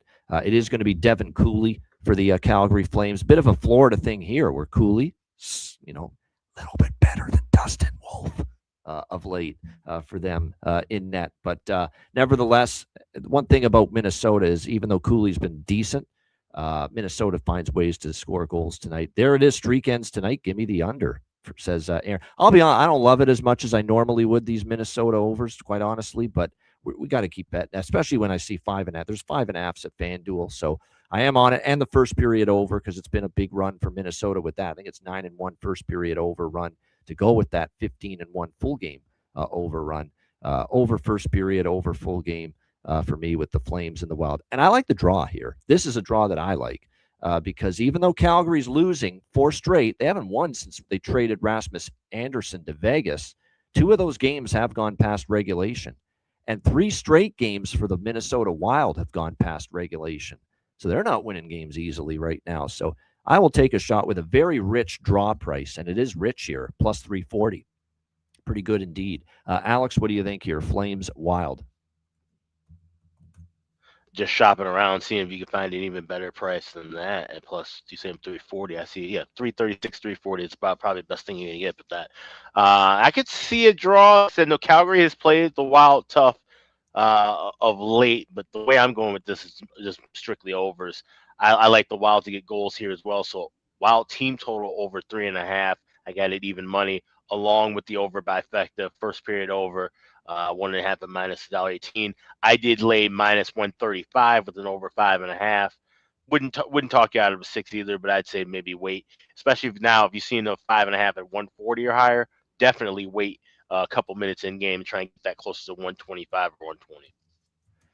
Yeah, hopefully Calgary did finally score some goals last game, Tim. I mean, they had only scored, I think, 1 goal every game since they traded Anderson, but they did get to 3 against Anaheim in the last. That's what if Calgary gets to 3, this game's going over. It will, in my opinion. But can you get 3 out of Calgary is going to be the question. What do you think here, Brady? Flames and Wild. Yeah, I think they will get 3 or over, so I'll take that. I think that I watched Minnesota a little more since they've gotten and acquired Hughes. I like his 4-minute. They're scoring shifts. And giving up more is definitely what we've seen. Yep. Yeah, his 4-minute shifts are quite fun to watch. But no, I like what they're doing in Minnesota, but I think Calgary's got 4 in them tonight, so I'll go there. There you go. We'll give you 2.5. 2.5 with the team totals minus 104 for the Calgary Flames here. And you're right, they have not been locking it down lately, the Minnesota Wild. That's been every bit the part of why they've been this crazy over team lately. It's not just that they're scoring. They've been giving up more goals definitely the last month or so than maybe they did earlier in the season. A couple props that I want to mention. It's really the same that I've gone with before with Minnesota. Hartman still on the top line. Value there with him. One player that I would look at for Calgary is Coronado or Sharon Govich. Those are the 2 I would target. They're both on the top line with the captain, Michael Backlund. They're the 2 most likely candidates as far as scoring for the Flames. All right, San Jose, Edmonton. Edmonton minus 200 home favorites, 6.5 the total in this game. I think the Sharks are value. I just do. I mean, I'll sign me up at plus 170 for this team. I know Edmonton is obviously coming off a couple of back-to-back home wins where they lit it up against Washington and Anaheim, but I don't trust them as far as the defensive end or Connor Ingram, who's going to start tonight for Edmonton. Ingram was in net for that Washington game, and he looked a little shaky in that one. To me, this is just, San Jose's got value. Now, my one concern is the head-to-head dominance, right? 9-1 in the last 10 for Edmonton. This has been a tough team to beat. The Sharks have been owned by the Oilers, but this is a different Sharks team now, much different. And like I said, with Edmonton, even in their 2 wins, they've given up 9 goals in their last 2 wins against Anaheim and Washington, but they scored 7 and 6. And that is why, obviously, they won those games. They outscored their defensive issues and their goaltending. San Jose with Askarov tonight, we'll see. I was expecting Nedeljkovic, but it is Yaroslav Askarov, who's been, a little bit more susceptible of late. Believe it or not, Nedeljkovic has been the better of the 2 lately, but it is Askarov. Matthias Ekholm, day-to-day for Edmonton, by the way, game-time decision for this game. Connor Ingram in net. I still think San Jose's live. I'll take them money line plus 170. I will take San Jose team total over 2.5, which I think is a great price on that, especially when you see Edmonton's defensive issues the last couple games. To get San Jose over 2.5 at minus 145. You could go over 3 at even money if you want to save the juice. But I think San Jose can get at least to that 3-goal mark. Obviously, I was interested in over 6.5, but no way now at minus 150 pregame am I betting that. And 7 in some spots with the total. I will wait, see if I can get something live at a better price. Alex, what do you think here? Sharks, Oilers? I trust that the Sharks can at least get 4 goals here. So the only thing that I played is the flat 3 minus $1.15 over an MGM with that team total. Yeah, the concern now with Askarov, who's been a little, let's be honest, up and down lately, inconsistent, is that Edmonton does get to him as well. So the team total might be actually worth your while. You can take the money line, but the team total might be the better of the safer of the 2 options. Because you could see San Jose losing a 5-4 game type of thing tonight. It's possible. But they could also win a 4-3 game or a 5-3 game. That's also possible. But the team total does seem like a little more stable bet for San Jose than the money line tonight. I agree with that. Brady, what do you think here? Sharks, Oilers?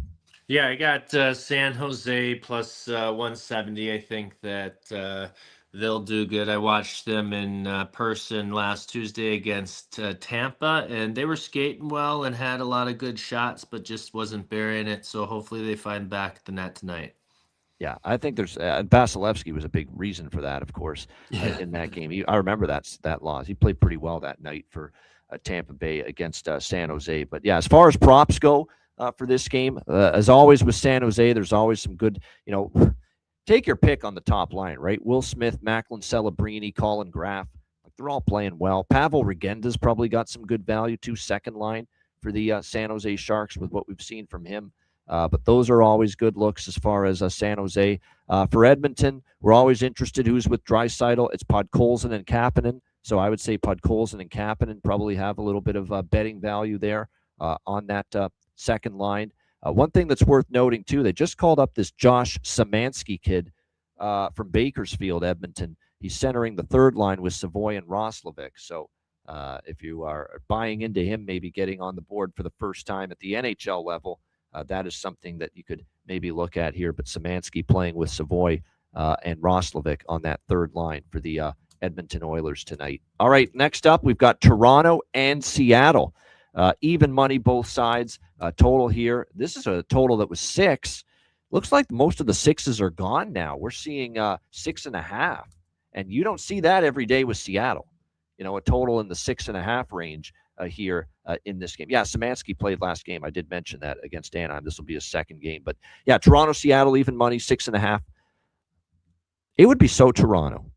Now that everyone's off the bandwagon, everyone's given up. We're not making the playoffs. That's the general feeling among Leafs Nation right now, that we're out. We're done after that loss to Buffalo. It'd be so Leafs after everyone's jumped off the bandwagon. The bandwagon's completely empty for them to go to Seattle and win and play a hell of a game. It would be so Leafs to do that. Now, I'm not betting on the Leafs to do that right now in their current plight, but it would be so Toronto to do that.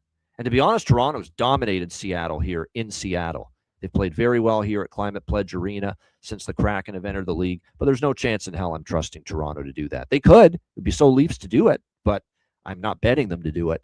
I'm not betting Seattle either. I don't trust Seattle fully. I know they played great against Washington 5-1, and I like the way they've been playing lately. They're still in the wild card race in the West. They definitely could. You could actually, they are a little bit in better form than the Leafs right now, but I'm staying far away from a side. I think the draw could be worth a look here. I could see it East versus West, points at a premium. Maybe this could be a draw look, but I'm on over by Fecta. I know I had said I had given up with overs with Seattle after the last one stayed under in the first, but this one I could see it getting messy. You've got Stolars for Toronto. He didn't look good at all. Didn't look ready. Didn't look sharp against Vegas. It's almost like they rushed him back. I don't trust him to keep the puck out of the net right now. And Seattle has been scoring more goals lately. Jared McCann's been on fire. They've gotten other contributors for the Kraken stepping up. I could see Seattle scoring against a goalie that looked very shaky, Anthony Stolars, in his return on Friday. But Toronto could obviously score. That's the one thing they are doing. They're scoring goals. They're not defending. They're not keeping the puck out of the net right now, the Leafs. But they are scoring goals at the moment. And Joey Decord, who's going to be in net here, I believe, for the – no, it is Decord, yes. Decord has been a little more hit or miss, up and down, inconsistent. Like we're seeing a lot of 2, 3, 4, 2, 5, 3, 2, 5. I mean, that's been the pattern lately with Decord. You get some good starts and you get that little bit of a down start from him as well. So I will go with an over by Fecta here. Actually, I already did bet it, but I will make it an official recommendation here on this game here on the show. Don't know if I trust. I know I don't trust Toronto at the defensive end at the moment, but I could see them scoring as well, the Leafs here. So I think both teams contribute. Over by Fecta for me. It's maybe a small sprinkle on the draw as well. Alex, what do you think here? Toronto, Seattle. I grabbed first period over minus 130 earlier today, but I'm also going to add both teams to score. I'm seeing a plus 148 in that first period over at FanDuel. Like I said, Stolars looked really rusty. He looked like he could have probably used a couple of games with the Marlies, perhaps, to kind of shake the rust off. But like I said, in that Seattle run, we're still talking about 11-2 in the last 13 games. I think we could see some balance, but I don't trust them enough to get over the 7 with that full over. So we're just sticking with first period over and first period both teams to score. And one thing to mention too is it's not only that great long-term Seattle first period over run we've talked about with the 10-2, but Toronto's 8-2 to the first period over in their last 10, and 5 straight Toronto games have gone over in the first period. So with the over by Fecta, I think I like the first period over more. And this could be a game with such urgency, especially for Toronto, that both teams could find that back of the net in the opening period. That first period, both teams to score.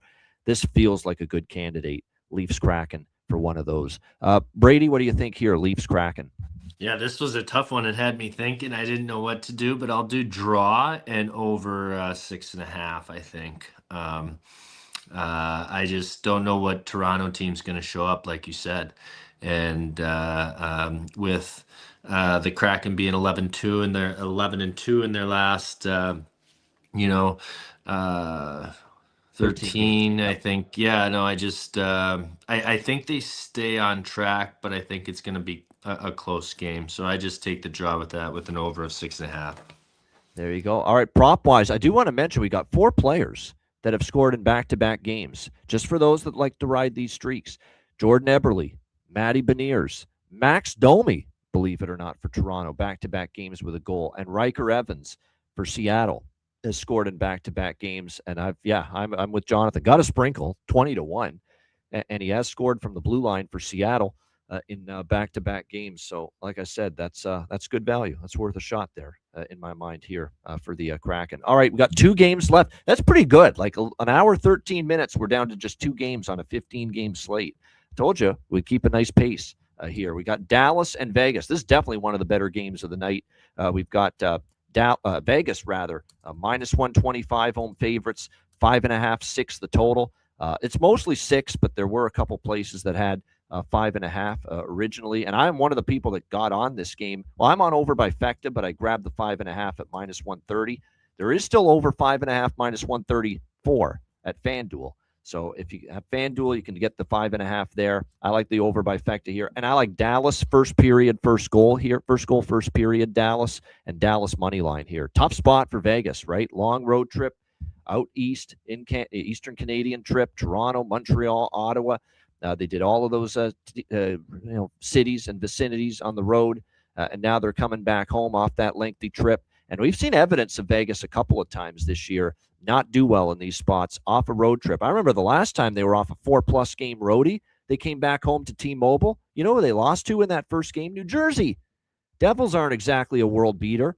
And the Devils came in there and beat Vegas in that first game back from that road trip. So tough spot for Vegas. They're not defending well the last couple games. Ottawa lit them up. Even in Montreal, they blew a lead. They couldn't hold it. They lose to the Canadiens, and their goaltending now has to be put into question. Aiden Hill's been ordinary since he's been back from injury, and he'll get the start tonight again for Vegas. Jake Ottinger for Dallas. Dallas, obviously, a good road dog. There you go, says Jonathan. 10-3 for Dallas as a road underdog this year. So, yeah, I like Dallas here. First goal, first period. First period money line as well. Full game money line. And give me the over by Fecta here with Stars and Golden Knights as well. And by the way, I believe both previous meetings went over the total this year. Dallas, yes, they did. I think they were both 4-3 final scores the previous games with the Stars and the Knights. So we like all those looks for this one. Alex, what do you think here? Dallas, Vegas. Yeah, right there with you on Dallas money line. I grabbed that earlier at even money. Jonathan Davis saying in the chat that they're 10-3 as a road dog this year. Yep. I also like that team total. I got a flat 3 minus $1.10 earlier at BetMGM, but I will also add first goal, first period. You can get that up to plus 140 over at FanDuel. And this has been a tried and true. Now, it's been strongest with the 5, 6, 7 game road trips coming back home. This is only a 4-gamer, but you have to factor in the destinations of those road games. Toronto, like way in the east in Canada. Cross-border travel all the way back to Vegas. So even though it was only a 4-game trip, not a 5, 6, 7 gamer, still not the easiest scheduling spot here tonight for the Golden Knights, in my mind. What do you think here, Brady? Dallas, Vegas? Yeah, I think I'm aligned with you. I think Dallas plus 105. I'll do the over 6. I think that Golden Knights are just going to be exhausted from their travel that they did and coming back home. I think they're going to just be flat, no legs, and I think Dallas has got them. Yeah, and Dallas, like I said, they're trying to get on a little bit, get some momentum going, because Dallas has certainly had their ups and downs. Remember, Dallas went through a pretty lengthy losing streak for a bit, and we'll see if they can get things rolling. Matty Duchene has scored in back-to-back games for Dallas, so if you're looking to ride a goal-scoring streak there, you could do that for him. Let me see, is our guy Ritskovian still on the top line? He is, putting on the Ritz with Johnston and Rantanen on the top line. So Justin Ritskovian for Dallas on the top line. Great prop value there as well. Aaron's saying this is the night Mikko Rantanen explodes. I see. He likes Rantanen 2 goals, 13-1. Yeah, I'm starting to pay more attention to Aaron's props, man. Like, he's been hitting a good amount of them, especially really since the day one that he's been in our chat and been part of our family. But like I said, lately, I think he's been doing quite well with the props. So I'm paying more attention to them and highlighting them in the chat as well. So there you go. Like I said, tricky spot for Vegas. Dallas has actually beaten them twice already, I believe, this year as well. So the Stars have done well against the Golden Knights, and I wouldn't be shocked if that continues here tonight.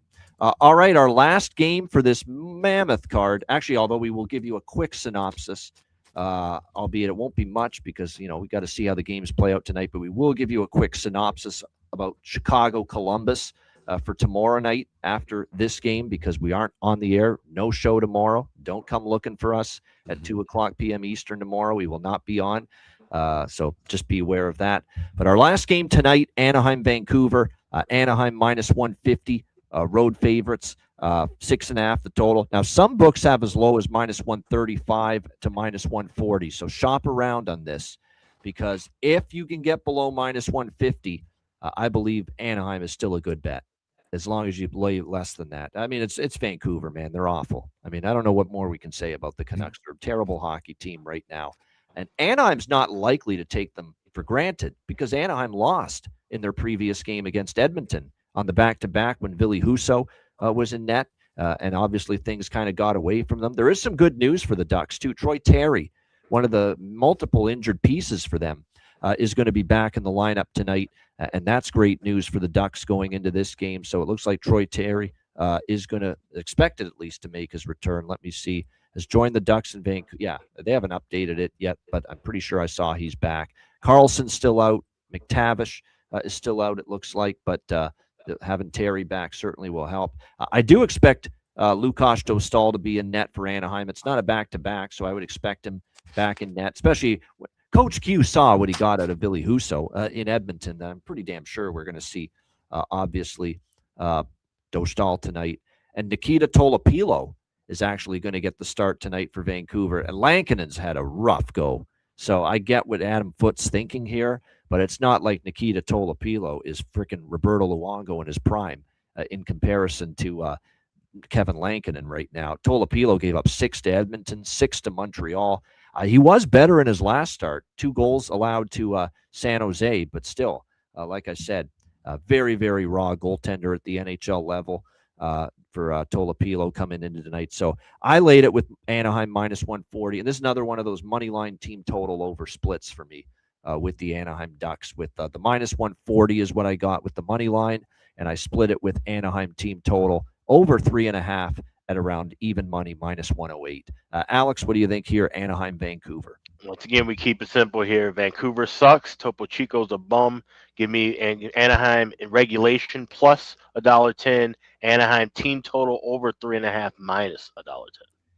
I think if you replay that or you take that analysis from Alex just now and compare it to what he said the other day about San Jose, Vancouver, I think he repeated it almost word for word by verbatim. Yep. And of course, that was a rocking chair the other night with San Jose. It couldn't have been easier for cashing with them against Vancouver. So hopefully it's just as easy tonight with the quack, quack, quack, quack, quack, quack with the Quackers here, the Anaheim Ducks. Brady, what do you think here, Anaheim, Vancouver? Yep, this one was easy. I got the Ducks and over in 6.5. Hard to argue with that. Now, the only question with the over 6.5 is, does Vancouver score enough to help you? They did the other night. Yeah. No, I'm going. I think they will. I think they will. Yep, they did the other night because it was. You can also. This is a good game for a parlay. We always do this a lot on the show. We'll look at, say, Anaheim combined with a 4.5 or a 5.5 to the over, and you knock that money line price down, and you're also giving yourself the benefit of the doubt with the goal, knocking that 6.5 down a goal or two. So this is a good candidate for that. Yeah, no doubt. So, like I said, I definitely think it's a situation right now for Vancouver that while the prices, are still decent, and still reasonable, because I think if Vancouver loses over and over again and keeps losing, eventually you're going to see teams laying more than minus 150 in Vancouver against them. You're going to see minus 160 or 70 even, them priced as road favorites. So definitely, like I said, at the moment, I think there's still some pretty solid value to fade the Vancouver Canucks. Oh, by the way, we have to wish a happy birthday to a member of the Vancouver Canucks. It was indeed his birthday yesterday. Experience. Happy birthday, Beckett Seneca, yesterday, a birthday. And obviously he had the hat trick earlier this week. So like I said, he's obviously had a great rookie season here for the Ducks. Well done by him. And like I said, happy birthday. It was his birthday. It's too bad they weren't playing on his birthday. We've seen these birthday angles come through with players scoring on their birthday. But nevertheless, Seneca, his birthday yesterday. As far as props go, he is on the top line with Granlund and Killorn. So if you're looking at a prop for him, I wouldn't talk anyone out of it. But that is probably of interest to me here. I'm just looking to see who else has been chipping in lately for the Anaheim Ducks as far as props are concerned. But McTavish, by the way, he's out. But never mind. He's out. He's not back tonight. But, right now I would say Granlund, has scored in 3 of the last 10, and he's on that top line too. So Granlund, Seneca, Killorn even, that top line's been pretty good lately for the Anaheim Ducks. Probably worth a shot as far as props go. All right, before we wrap up, get to a bargain bin special and best bets. We are not on tomorrow, so we are going to just give you a quick little synopsis preview, what we might be targeting, what we might be looking at for the one and only Friday game on the NHL slate, and it is the Columbus Blue Jackets and the Chicago Blackhawks. We do have numbers for this game, even though it is tomorrow. We've got Columbus minus 140. Road favorites here in Chicago. The total looks like 6 right now is what we are looking at across the board here in this game. Again, this game taking place on Friday. I'm definitely not fading Columbus right now with the Rick Bowness Express. 6-1 with Bowness as the head coach. They've certainly got the rest advantage too. They'll catch Chicago on the second night of back-to-back games after being in Pittsburgh tonight. So definitely some situational advantages here for the Jackets tomorrow. You got to admit, minus 140 on the road doesn't seem like the most bargain price here on the Blue Jackets. But at the moment, it's either I take Columbus or I don't bet the game from a side perspective. Although they did save Spencer Knight for this game, and we know he is the better of the two goalies here for Chicago. So do keep that in mind. This actually, I'm not Mr. Under, but with Knight in net, Columbus is trying to play a little tighter defensively, and I have a feeling it won't be Merzlikins. I think it's going to be Greaves in net for Friday because I think Rick Bowness is going to start getting a little bit of a back-and-forth rotation going with his goaltenders. If it's Greaves and Knight, this would be lean Columbus, lean under for me. I could see it being that way on a back-to-back here in this game. But definitely right now, from a side perspective, I can tell you, I am not going to be going against the Columbus Blue Jackets at the moment until I see a distinct, clear cooling off period following the obviously the hiring of Rick Bowness, where they've played great. I would say keep riding with the wave that is Mr. 1,000 games in the NHL, Charlie Coyle. I mean, he just keeps playing great for Columbus. The goal prop's probably worth a look for him tomorrow in that game. I would certainly consider it. That's definitely a prop that wouldn't be surprised if I'm on that. Alex, early thoughts looking ahead to Friday, Columbus, Chicago. My early leans are actually a little bit opposite. I'm leaning towards Chicago and the draw in this spot, and that's predicated on what I believe could happen tonight. I think this is going to be an ugly game for the Hawks. I think this is going to be a loss. I think this is going to be an over. So I think, like you said, I lean with more of an under kind of styled game. Could be a lower and slower game with Knight and Greaves. Like you said, projected to start. Knight will start for the Hawks, but projecting Greaves. So that's why I'm leaning toward draw here. But I think the Dogs live here, even though we said 2-5 on the second night of back-to-backs. But I think that's the reason why Blashill's starting to switch this up now, going with Soderblom to start these back-to-backs and then going with Knight to round it out. So, like I said, we'll have everything official. This will be whatever we have, be it side, total, player plop, or otherwise, that will be available at patreon.com/iceguys. So you can get our final card tomorrow, even though we won't be on the air. But like I said, my initial lean, Hawks and draw for tomorrow. All right, Hawks and draw for Alex. Initial leans. Again, our full card for this one game on Friday will be posted on Friday, the day of the game, as always, on the Patreon page, patreon.com/iceguys, just $10 a month. Again, if you haven't signed up yet, you're missing out. Get on board. We will have our card for this game. Like I said, no show tomorrow, but we will have the card for this game posted for tomorrow on the Patreon page. Brady, any early thoughts here, Columbus, Chicago? I'm with you. I'm on your camp. I think that it's tough to bet against Columbus right now, how they've been playing with their new coach and how the locker room has come together. Tonight, I think, will dictate tomorrow. So, but right now, I can't bet against Columbus. I'm with Columbus. All right, there you go. Good stuff. It's hard to right now. Kent Johnson, 3 goals in the last 2 games from Nick Alvento against Chicago. And I'm waiting for Kent Johnson to get going because I do think it's better for him with Bowness as opposed to Evason, as the head coach of this. It looks like it's better for everybody, Bowness as opposed to Evason right now, but especially for Kent Johnson. But, yeah, I don't mind that look as far as a goal prop for him. All right, there you have it. I mean, inside 90 minutes to get through 15 games and a 16th game look ahead to tomorrow is amazing. It's absolutely incredible. So I'm proud of the fact we kept a good pace.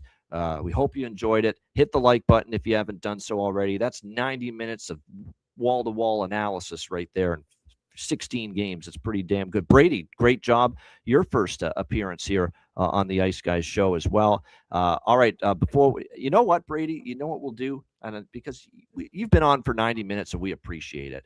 We're going to let you run. We'll get your bargain bin special and your best bet right now because we got ads to run and it's still going to be, about another 10 minutes. But you've definitely given us enough of your time. You did a great job first time on the show.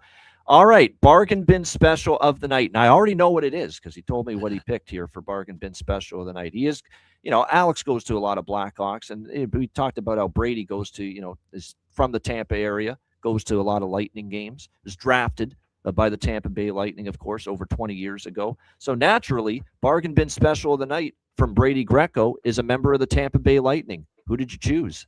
Yeah, I got Dominic James scoring a goal today.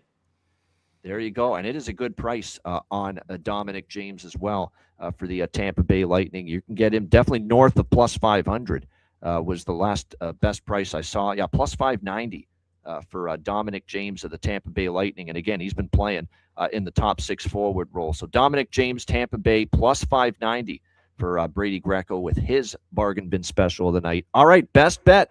Brady, the floor is yours. What do you got? Yeah, I think tonight's best bet will be, let me just go through my notes real quick. I don't want to leave anyone out, but I will go, I think Pittsburgh, Chicago. I got Pittsburgh over Chicago tonight. Sorry about that, Alex, but I just Hey, he thinks Pittsburgh's going to win. Actually, no, I just think this game's going to be interesting. When I was going over my notes yesterday, last night, this was one I was kind of going back and forth with. But I like the veteran presence that Pittsburgh has. Malkin's been scoring, and I think Crosby has some things to teach Bedard tonight. So that's my best bet of the show. Do you prefer team total or regulation on Pittsburgh? I prefer regulation. Regulation line. All right, there you go. Pitt and regulate. Oh, not me. Sorry about that. There we go. Pittsburgh in regulation for Brady Greco with his best bet here for this Thursday NHL slate. Brady, great stuff. Thanks for joining us. Appreciate it very much. We'll get a player suite interview recorded down the road with Brady, and that'll be up for our Patreon members, which will talk more about his hockey background and also some of the stuff he's doing today as well. So that'll be coming up in the near future. But Brady, thanks a lot. Appreciate it very much. Did a great job, and we'll bring you back down the road. But thanks again. Awesome, guys. Thank you so much. It's been an honor. All right. Oh, geez, very, very, very kind. Very kind. Thank you very much, Brady. Appreciate it. Enjoy the games tonight. There we go. Brady Greco, thanks to him for joining us here on this edition of the Ice Guys. A reminder as well, make sure you check out wizardsportspicks.com. Again, we've got obviously daily premium picks. Get a long-term subscription if you'd like as well. 3-day, 30-day, and 3-month and 1 year, all sports, all access packages. Number 1 in the NFL and NHL at Wizard Sports Picks. Profitable NBA season as well. So again, make sure you check it out. wizardsportspicks.com. Excited to mention that. And of course, patreon.com/Ice Guys, just $10 per month. Guys, we're blown away. I mean, the amount of signups and people becoming members of the Patreon page, it's astonishing. We can't thank you enough. We appreciate your support. Your support means the world to this show, and really to keep it going long term, because we envision us doing this for years and years and years to come. And your Patreon dollars and membership helps us immensely to make that a reality. So again, make sure you check it out. $10 per month, patreon.com/Ice Guys. Goalie charts, totals charts, daily betting cards, sides, totals, player props posted each and every day on the Patreon page. So make sure you check it out. We've had 2 live betcasts this week. We enjoyed them very much. We got many more of those on the way later in the season. So get on board. Again, your membership goes a long way to supporting the show and keeping it going long term. So check it out. Get on board. $10 per month. Oh, by the way, during the Olympic break, we will have Olympic hockey cards posted as well. All our Olympic hockey action and bets will be posted on the Patreon page as well. So make sure you're aware of that. Check it out. Patreon.com/Ice Guys. I was gonna say that we're gonna have Olympic cards posted. With some of the games also being early in the morning the next day, we may try to do some shows at night. That's a possibility that we might mull over. Also, as you mentioned, you talked about with Brady Greco, we're going to have player suite interviews. We're going to be recording a few of those in February, hoping to drop some of those during the Olympic break and afterward too. So this is a great time to sign up to Patreon. Don't think just because the NHL is going on break that you're not going to do anything. You're still going to have coverage. And of course, we have our chat rooms as well. There's other sports going on in February. Super Bowl will be going on in February. So we'll be engaged in those chat rooms and some of those other sports during that break. So this is a great time to sign up to Patreon. You're not going to get left out in the cold in February, despite the NHL taking a break. But also want to check out as well the Ice Guys store. That's over at iceguys.myspreadshop.com. You got a special going on for the next 4 days right now. You can save 25% on all items in the store right now. You hit the redeem button at checkout, put your items in your cart, 25% will be taken off at checkout. That's the next 4 days. That's over at the Ice Guys shop. That's iceguys.myspreadshop.com. All right. Yeah. Sorry. They got to bring it up. There we go. Yeah. Get to that website. 25% off the Ice Guys store, iceguys.myspreadshop.com. All right. Bargain bin special of the night and best bets coming up right after we hear from our great Ice Guys sponsors.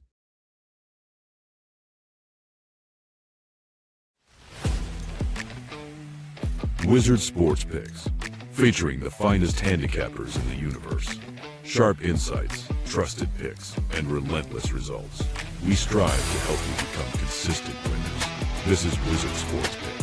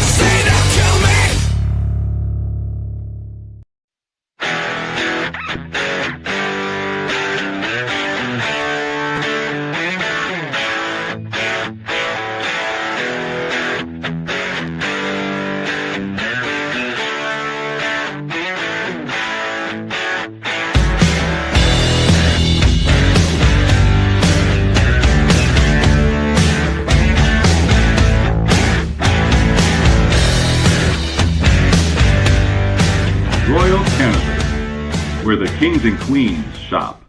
Thanks to all our sponsors, including Royal Cannabis. Check them out, royalcannabisshop.com, 20% off with promo code ICEGUYS. All right, bargain bin special of the night. How about not one, but two bargain bin special winners on Wednesday on a 3-game card, no less. Charlie Coyle, Columbus for Alex, and Jean Gabriel Pajot of the New York Islanders for me. We'll see if we can add to the bargain bin special win tote here tonight. Alex, we'll start with you. Bargain bin special of the night, only 15 games to choose from. I've got two from the same game. It's that Penguins-Blackhawks game. First, we'll start with the home team. Like him moving up the line. You can just shop around and try and grab within the bargain bin price, highest price available, plus 350, Justin Brazeau to score a goal for the Penguins. That's an anytime goal for him. That's bargain bin special number one. Bargain bin special number two comes from the visitors, Chicago Blackhawks. I'm looking for Tyler Bertuzzi to get on the board first for the Hawks. So that's first road team goal, plus 700 for Tyler Bertuzzi for the Hawks to go along with Justin Brazeau. Anytime goal, plus 350. Those are my two bargain bin specials for this Thursday night. All right, excellent stuff. Good indeed. Justin Brazeau is a good one. That's on my prop card for sure tonight as well. I like that one quite a bit. As far as bargain bin special for me here for this massive, and it is massive, this Thursday slate, I'm going to give you a couple that really do stand out here for me tonight. I'm going to go actually a little bit down the board with Winnipeg tonight with Cole Koepke. I don't know. I see this price staring at me. I'm taking it. He scored in back-to-back games, and he started his career with Tampa.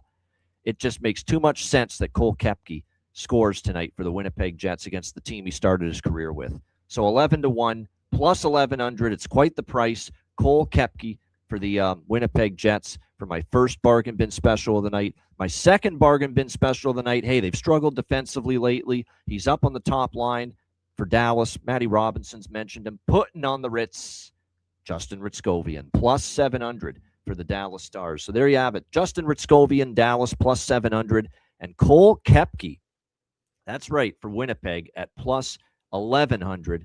What a price that is if it hits. Those are my two bargain bin specials here for this Thursday night. All right, best bets. Alex, what do you like for best bet? Let's head up the street to Grand Casino Arena.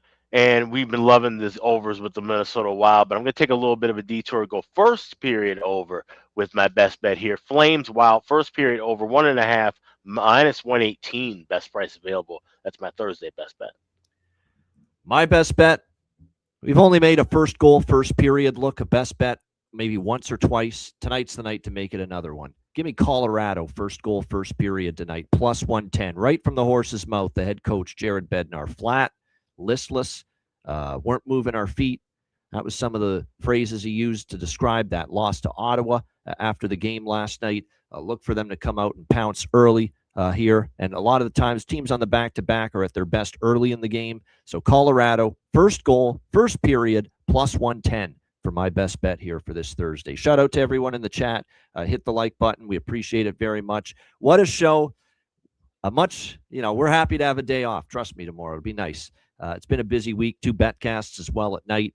But we will be back with you Saturday, noon Eastern, for another big NHL slate. A reminder, the Ice Guys is live 7 days a week, Monday to Friday, 2 p.m. Eastern, Saturday, Sunday, noon Eastern. If you can't watch the show live, download the Ice Guys podcast in audio form on all major podcast platforms, Google Podcasts, Apple Podcasts, Spotify, Stitcher, iHeartRadio, Amazon Music, and more. Download the Ice Guys podcast when you can't watch the show live. For Alex B. Smith and our guest, Brady Greco, I'm Ian Cameron. Have a great Thursday night. Enjoy the games and good luck. Back on Saturday, noon Eastern, for another edition of the Ice Guys.